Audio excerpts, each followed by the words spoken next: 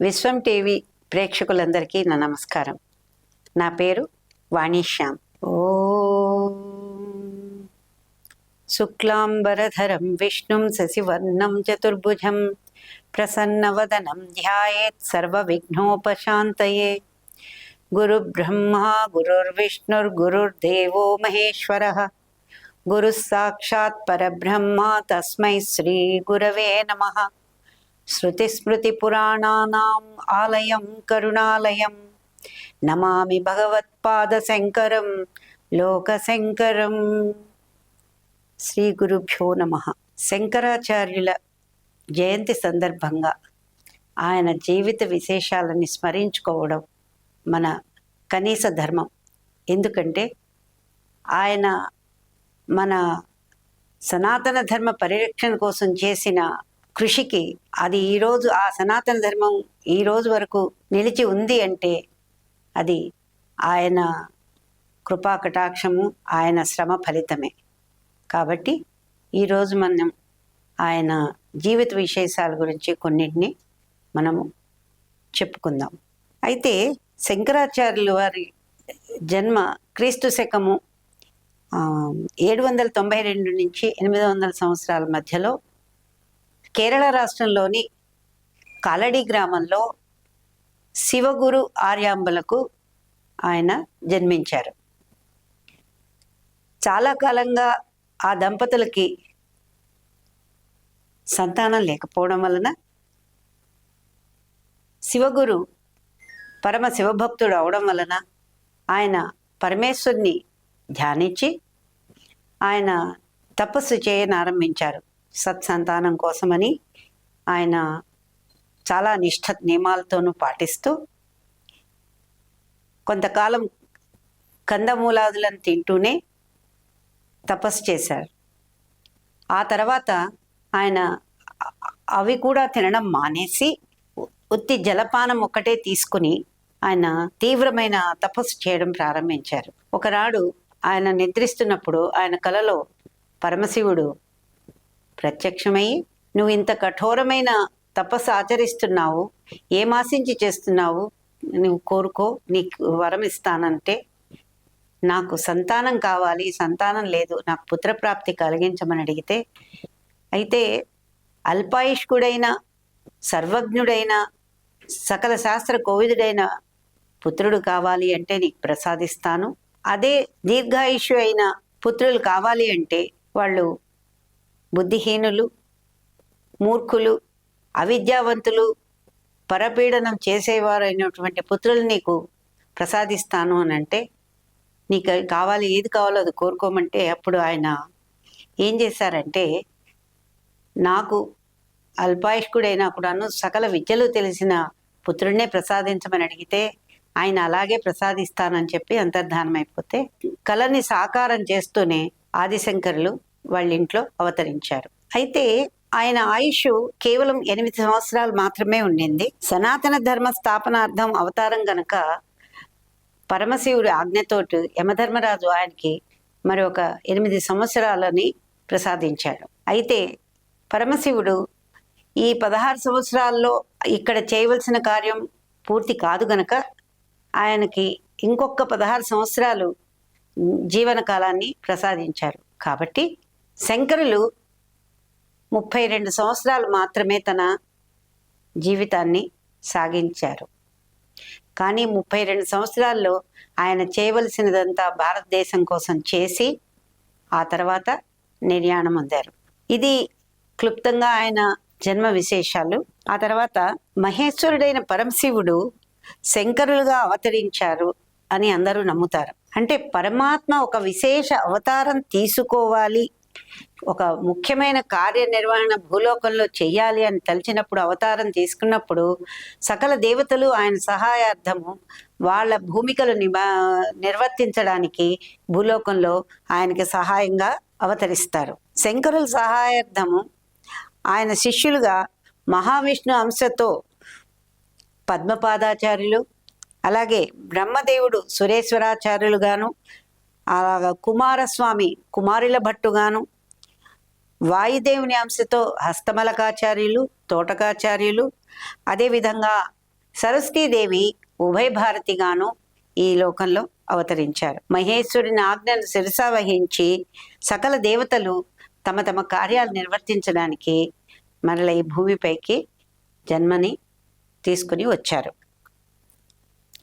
అయితే దేహాత్మ భావంతో నాస్తికత్వాన్ని ప్రతిపాదించే మతాలు చాలా ఉద్భవించడం వలన వాటిని నిర్మూలించడం కోసము ఈ అవతార పురుషులందరూనూ వారు తమ సకల కళా నైపుణ్యంతో, తమ కవితా చాతుర్యంతోనూ వారు అనేక గ్రంథాలను రచించారు. అద్వైత భావనతో కూడిన గ్రంథాలని చాలా మటుకు రచించారు. బాలశంకరులు 2 నుంచే అన్ని భాషల్లోనూ అక్షరాలను రాయడము నేర్చుకున్నారు. 3వ ఏట ప్రవేశించగానే అన్ని అక్షరాలు చదవడమే కాక రాయడమే కాక ఇతరులకు బోధ చేయగలిగే సమర్థులు కూడా అయ్యారు. అయితే బాలశంకరులు 3వ ఏట శివగురు కాలం చేశారు. ఆయన తన కుమారుడికి ఉపనయన కర్మ చేయాలనుకుని కానీ చేయలేకపోయారు. అయితే ఆర్యాంబ తన కుమారుడికి 5వ ఏట ఉపనయన కర్మ చేసింది. అలా చేయడం వలన శంకరులు వేదాధ్యయనం చేయడానికి అర్హత పొందారు. సో ఆ విధంగా సాంగ వేదాధ్యయనం చేయాలి అని అంటే 4 వేదాల్లో నియమాలని ప్రతి 12 సంవత్సరాల పాటు 48 సంవత్సరాలుగా చేస్తే గాని దాంట్లో నిష్ణాతులు కాలేరు. కానీ శంకరులు ఏకసంతగ్రాహి కనుక ఆయన దాన్ని 12 సంవత్సరాల్లోనే సకల వేదాంగాలను చదివి నిష్ణాతులయ్యి అందరినీ ఆశ్చర్యపరిచారు. అయితే ఈ మహానుభావుడు సామాన్య బాలుడు కాదు, ఇతను శివుని అవతారమే అనుకుని అందరూ ఆశ్చర్యపోయారు. అయితే వేదాల్లో ఆయన చతుర్ముఖ బ్రహ్మకి సమానమయ్యన్నాడు. అలాగే వేదాంగాలయందు గార్గ్య మహర్షిగాను, వేదోక్తమైన కర్మకాండంలో జైమిని మహర్షికి సమానంగాను, అలాగే బ్రహ్మసూత్రాల భాష్యానికి వ్యాసుల వారికితో సమానంగాను ఆయన తన 5వ ఏటనే సకల విద్యాపారంగతుడై మహర్షులందరితో సమానమయ్యారు. అయితే ఆయన సాంఖ్యయోగాదులతో తృప్తి చెందక తాను క్షీణించిపోతున్న సనాతన ధర్మంలోని అద్వైత తత్వాన్ని తన సిద్ధాంతంగా స్వీకరించి దాన్ని తిరిగి స్థాపించడానికి ఆయన తన శాయశక్తులా ప్రయత్నించారు. అందులో విజయాన్ని కూడా పొందారు. ఆయన అది ఏ విధంగా చేశారో మనము ఇప్పుడు ముందు తెలుసుకుందాం. సుమారు 2500 సంవత్సరాల క్రితము భారతదేశంలో బౌద్ధ మతము, జైన మతము వర్ధిల్లుతున్న కాలం. అదే సమయంలో 74 అవైదిక మతాలు బయలుదేరాయి. అయితే సనాతన ధర్మం క్షీణదశకు చేరుకునే సమయంలో ఆదిశంకరులు మరల ఆ సనాతన ధర్మాన్ని సుప్రతిష్ఠితం చెయ్యాలని చెప్పి అద్వైత సిద్ధాంతాన్ని ప్రతిపాదిస్తూ ఆ 74 అవైదిక మత నాయకులతో కలిసి వారితో ముఖాముఖి తత్వ విచారణలో ప్రతిపాదనలో వారితో వాదించి వారిని ఓడించారు. సకల విద్యా పారంగతుడైన మండన మిశ్రునితో ఆయన వార్తికాలను రచింపచేయాలని నిర్ణయించి ఆయనని తన వాదనతో ఓడించి, అదేవిధంగా ఆయన భార్య అయిన ఉభయ భారతిని కూడా తన వాదనలో ఓడించారు. అప్పుడు మండన మిశ్రుడు ఆయన శిష్యుడైనారు. చివరకు శంకరులు ఆ 74 మతాలని 6 సంఖ్య కిందకి కుదించగలిగారు. ఏది అంటే శైవము, వైష్ణవము, గాణపత్యము, శాక్తేయము, ఇంకా సౌరము, కౌమారము. ఎవరికి వారు ఆ మతస్థులు తమ దైవమే సర్వోత్కృష్టమైనది అని వాదించేవారు. నిజానికి ఇవి షణ్మతాలు. ఈ 6 మతాలు భగవంతుని షడ్గుణాల నుంచి అవతరించాయి. కానీ వాళ్ళు మా భగవంతుడే గొప్పవాడు అనే ఉద్దేశంతో చేసేసరికి అప్పుడు ఆయన ఈ భగవంతుడులోని భగ అనే భావం ఏమిటి అంటే జ్ఞాన ఐశ్వర్య శక్తి బల వీర తేజస్సులు అనేవే భగ అనే మాటకు అర్థము. ఇవన్నీ గుణాలు ఉంటేనే అతను భగవంతుడు అవుతాడు. కాబట్టి ఈ గుణాలు మీరు ప్రతిపాదిస్తున్న ప్రతి భగవంతుల్లోనే ఉన్నాయి. గుణాలను బట్టి విభజన చేయకండి, అవి విభూతులుగా భావించి మీరు చేయకండి అని అప్పటి నుంచి ఆయన పంచాయతన పూజ విశేషంగా ప్రవేశపెట్టారు. దాంట్లో పంచాయతన పూజ అంటే వాళ్ళ ప్రముఖ దైవాన్ని మధ్యలో పెట్టి మిగతా 5 దైవాలని విగ్రహాలని 4-5 వైపులా పెట్టి పూజించమని చెప్పారు. సో ఈ విధంగా ఆయన నిష్కర్షగా చెప్పేసరికి వాళ్ళందరూ కూడా దానికి సమ్మతించి వాళ్ళ దేవతా ప్రధానముఖంగా వాళ్ళ దేవాలయాలు కూడా కట్టుకుని దాన్ని వాళ్ళు పాటించడం మొదలుపెట్టారు. 74 వైదిక మతాల కంటే దీని ద్వారా కూడా మోక్షాన్ని పొందవచ్చు అనే విషయాన్ని వాళ్ళకి అంగీకరింపజేసి ఆ విధంగా చేశారు. అయితే తన అద్వైత ప్రతిపాదనని సనాతన ధర్మాన్ని రక్షించాలని ఆయన భారతదేశం 4 దిక్కులా వెళ్ళి ఆమ్నాయ పీఠాలను స్థాపించారు. ఆమ్నాయం అంటే వల్లె వేయడం, అంటే అప్పట్లో అన్ని వల్లె వేసే అన్ని వేదాలని వాటిని శృతులని నేర్చుకునేవారు. సో ఆ విధంగా ఆయన ఆ 4 పీఠాలని స్థాపించారు.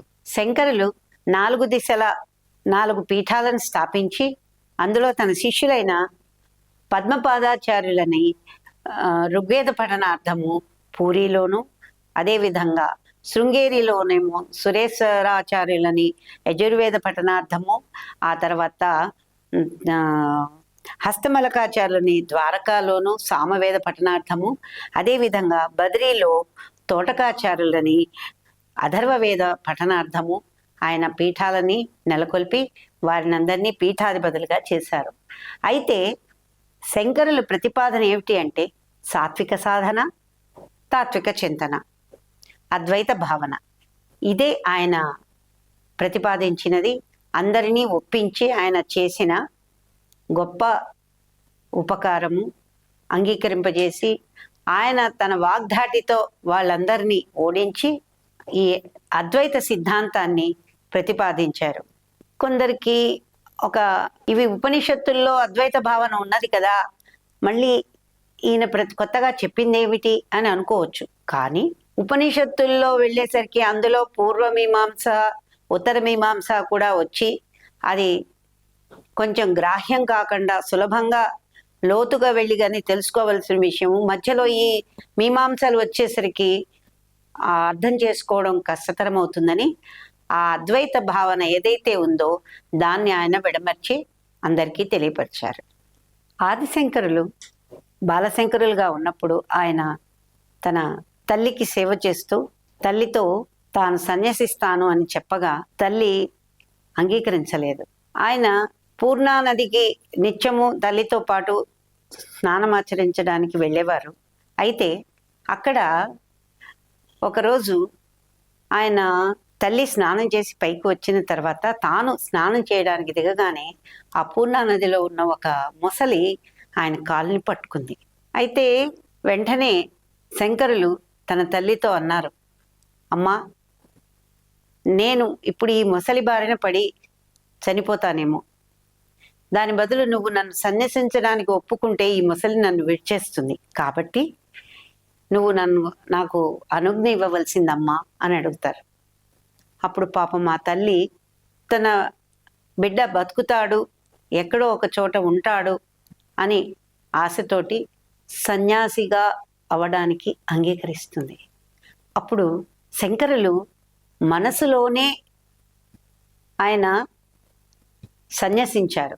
ఎప్పుడైతే ఆయన మనసులో తన అన్ని వాంఛలని త్యజించేసేసరికి ఆ మొసలి ఆయన్ని విడిచేసి ఆ మొసలి స్థానంలో ఒక గంధర్వుడు ప్రత్యక్షమవుతాడు. అయితే గంధర్వుడు తన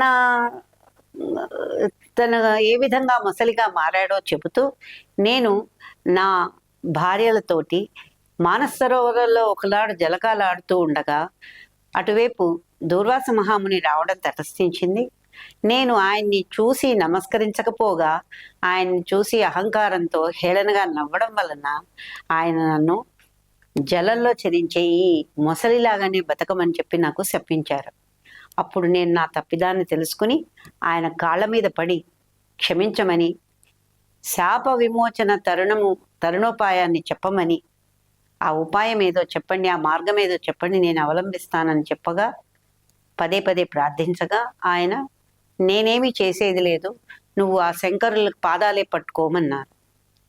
ఆ పరమశివుని పాదాలు నేనెక్కడ పట్టుకుంటాను, నాకు ఆయన పాదాలు ఎప్పుడు లభిస్తాయి అని అతను వాపోతే, నువ్వేమీ ఆ పాదాల వద్దకి వెళ్ళవసరం లేదు, ఆ పాదాలే నీ దగ్గరకు వస్తాయి అని చెప్పారు. అందువలననే నేను ఆనాడు ఆయన చెప్పిన మాటలు ఇప్పుడు సత్యమయ్యాయి కనుక మీరే శంకరులు అని చెప్పి అతను శంకరుల పాదాలకి నమస్కరించి క్షమించమని అడిగి అంతర్ధానమైపోతాడు. అప్పటి నుంచి శంకరుల వారికి శంకర భగవత్పాదులు అనే పేరుతో ప్రసిద్ధి చెందారు. ఆయన ఆ పేరు వచ్చింది ఆయనకి. ఈ విధంగా ఆయన అన్ని రంగాలలోనూ అన్ని విషయాలలోనూ ఆయన నిష్ణాతులయ్యి ఆయనకు ముందు చేస్తుంటే ఆయన చాలా తన కవితా వ్యాసంగాన్ని కూడాను ఆయన తన వాంగ్మయాన్ని రచనలు చేశారు. అయితే ఆయన మొట్టమొదట తన 6వ ఏట గురుకులంలో ఉన్నప్పుడు 6వ ఏట ఒక భిక్షాటన చేయడానికి వెళ్తూ ఒక బీద బ్రాహ్మణి ఇంటికి వెళ్ళారు. వెళ్తే అక్కడ ఆమె, నా వద్ద ఏమీ లేదు, నువ్వేమో భిక్ష అడుగుతున్నావు, నా దగ్గర ఈ ఎండిపోయిన ఉసిరికాయ ఉంది, అది మాత్రమే ఇవ్వగలను అని చెప్పి ఆయన జోలెలో అది వేసింది. అయితే అది వేసి ఆమె బాధపడుతోంది, అయ్యో ఈ బ్రాహ్మడికి నేను ఏమీ ఇవ్వలేకపోయానే అని బాధపడితే, అప్పుడు ఆమె దీనావస్థను చూసి ఆయన లక్ష్మీదేవిని అంగం హరే పులగభూషణమాశ్రయంతి బృంగాంగనేవ ముకులాభరం తమాలం అంటూ ఆయన స్తోత్రం చేసేసరికి అమ్మవారు ప్రత్యక్షమై, శంకర నీకేది కావాలంటే అది ఇస్తాను, నీకే సంపద కావాలి కోరుకోమంటే, అమ్మా నేను సన్యాసిని అవుతున్నాను, నాకు ఈ ఐహిక వాంఛలు ఏమీ లేవు, నాకు ఈ ముసలి ఆమెకి సంపదని ఇవ్వమ్మా అని నేను కోరుతున్నాను అని అంటే, అప్పుడు ఆయన ఈమెకే నువ్వు అన్ని సంపదలను ఇవ్వమంటే, ఈమె ఏ పుణ్యము చెయ్యలేదు, పూర్వజన్మలో ఎవరికి ఏమీ దానం ఇవ్వలేదు, నేను ఎలా ఆమెకి సంపదను ఇవ్వగలను, ఎలా ఆమెకి ప్రాప్తం లేనిదే నేను ఎలా ఇస్తాను, అంతకుముందు ఆ కర్మ చెయ్యలేదు కదా అంటే, అమ్మా ఇప్పుడు ఈ ఉసిరికాయ ఇచ్చిన దానము ఫలంతో నువ్వు నీ కడగంటి చూపుతో నువ్వు ఆమెను కరుణించలేవా, నువ్వు దయామూర్తివి కదా అమ్మా అని ఆయన వేడుకుంటే, ఆయన స్తోత్రం విని ఆవిడ ఎంతో సంతోషించి 1:48 నిమిషాల పాటు బంగారు ఉసిరికాయల వర్షం కురిపించింది. ఇప్పటికీ కాలడీలో ఆ గృహం ఉన్నది, ఆ ఇల్లు ఉన్నది, అది ఒక పెద్ద కోటలాగా ఉంటుంది. అందులో శంకరులు నుంచున్న స్థలము అదే, అక్కడ ఉసిరికాయలు పడిన స్థలము అక్కడ ఉన్నది. మనము యాత్రలకు వెళ్ళినప్పుడు మనం చూసి ధన్యులం కావచ్చు. అదే విధంగాను ఆయన అలా ఆమెని ఉద్ధరించారు. ఆయన తన స్తోత్ర వాంగ్మయంలో 3 భాగాలుగా విభజించారు. ఏంటంటే, 1 భాష గ్రంథాలు, 2 ప్రకరణ గ్రంథాలు, 3 స్తోత్ర వాంగ్మయం. అయితే భాష గ్రంథాల రచనలో భాగంగా ఆయన ప్రస్థానత్రయాన్ని రచించారు. ప్రస్థానత్రయం అంటే ఉపనిషత్తులు, తర్వాత బ్రహ్మసూత్రాలు, భగవద్గీతకి భాష్యం రాశారు. అంటే ఉపనిషత్తులు, బ్రహ్మసూత్రాలు, భగవద్గీతకి భాష్యము రాసి అది వినగలిగేటట్టు మాత్రమే ఉన్నాయి. దాన్ని తన ప్రస్థానత్రయంలో ప్రతిపాదించిన అద్వైత జ్ఞానాన్ని కూర్చి అర్థమయ్యేలాగా ప్రకరణ గ్రంథాలను రచించారు. అయితే ఏకశ్లోకి నుంచి సహస్ర శ్లోకి వరకు సామాన్యుడైన వానికి కూడా చాలా తేట తెల్లమయ్యేటట్టుగా ఈ ప్రకరణ గ్రంథాల రచన చేశారు. ఉదాహరణకి ఇవి అపరోక్షానుభూతి, ఆత్మబోధ, దక్షిణామూర్తి శ్లోకాలు, ఆ తర్వాత మనీషా పంచకము మొదలగు చాలా గ్రంథాలని ఆయన రచన చేశారు. అయితే స్తోత్ర వాంగ్మయంలో అష్టకాలు మొదలుకొని సౌందర్య లహరి వరకు చాలా విస్తారమైనవి రచనలు ఆయనవి ఉన్నాయి. అయితే ఆయన కవిత్వం అంతా తత్వమయం, జ్ఞానమయం, బీజమయం. ఆయన రచనలో ఆ దేవత శబ్దంలో ఆ దేవత వచ్చి ఉంటుంది. ఏ స్తోత్రం ఎవరు చదివినా అది స్వయంగా తామే చదివామా, తామే రాశామా అని తాము ఆ విగ్రహాన్ని, ఆ రూపాన్ని ఆయన చూడగలిగేటట్లుగా ఆ స్తోత్రాలను రచించారు. సో అంత గొప్ప రచన ఆయన. ఇంకొకటి, ఆయన అద్వైత భావన. అలాగే ఆయనకి శివకేశవుల భేదం లేదు. అందుకని ఆయన విష్ణు స్తోత్రాలవని, శంకర స్తోత్రాలవని, అమ్మవారి స్తోత్రాలవని, సుబ్రహ్మణ్య స్వామిని, ఏ స్వామి స్తోత్రాలు ఎవరికి ఎలా కావాలో అలా చేశారు. అదేవిధంగా ఆయన నృసింహ కరావలంబ స్తోత్రం కూడా రచించారు. ఆయన చెప్పినది అద్వైతమే అయినా ఆయన స్తోత్రాలు ఆయా దేవతల విగ్రహాల వర్ణన, ఆయా క్షేత్రాల మహిమలు ప్రతి ఒక్క వ్యక్తి ఈ చదువుతున్నంతసేపు తెలుసుకోవాలని, ఆ విగ్రహం యొక్క రూపాన్ని తన మనసులో నిలుపుకోవాలని ఉద్దేశంతో ఆయన ప్రతి స్తోత్రము ఆయన ఆ విధంగా రచన చేశారు. ఎందుకంటే ఈ స్తోత్ర వాంగ్మయం ద్వారా సామాన్య మానవుడికి ఒక క్రమశిక్షణలో ఉంచి, నైమిత్తిక అనుష్ఠానం ద్వారా పూజా కర్మాదులు మెల్లగా చేసి సగుణోపాసనతోటి మెల్లిగా నిర్గుణోపాసన వైపు మొగ్గు చూపుతాడని, లేకపోతే ఎదుగుతాడని, ఆయన అద్వైతం వైపు వెళ్ళగలడని, ఆత్మ పరమాత్మ ఒకటే అనే భావన తనలో చేసుకోగలడని, తనలోని చైతన్యం ఆ పరమాత్మ చైతన్యమే అని గ్రహించి అదే చైతన్యము ప్రపంచంలో అంతా ఉన్నదని భావనతోటి ప్రతి ఒక్కరిలోనూ ఆ ఆత్మభావనతో చూస్తారని, అది చూడగలుగుతాడని ఆయన సగుణోపాసనని సమర్థించారు. అయితే సగుణోపాసన చేయడానికి భక్తి అవసరం కనుక భక్తిరేవ గరీయసి అంటే అనుష్ఠానము కర్మ అయినప్పటికీ భక్తితో చేసిన కర్మకి ఎప్పుడు ఫలం ఉంటుంది. అందుకనే లోకంలో వేదాంతమైన అద్వైత సిద్ధాంతం శిథిలమయ్యే సమయంలో ఆ అవైదిక మతాలన్నీ స్వైర విహారం చేస్తున్న సమయంలో శ్రీ శంకరులు చేసిన వేదాంతమయమైన ఆ జ్ఞాన మార్గాన్ని, గురు శిష్య సాంప్రదాయాన్ని ఆయన శాశ్వతంగా మన భారతదేశంలో నెలకొల్పారు. కేవలం అద్వైత భావనతోనే, అద్వైత భావనే పరమ సత్యమని, పరిపూర్ణమని మనందరికీ తెలియజేశారు. ఇది ఇంత గొప్పటి మన సనాతన ధర్మాన్ని రక్షించిన జగద్గురువులకి, శంకరాచార్యుల వారికి నా ప్రణామములు, ధన్యవాదాలు.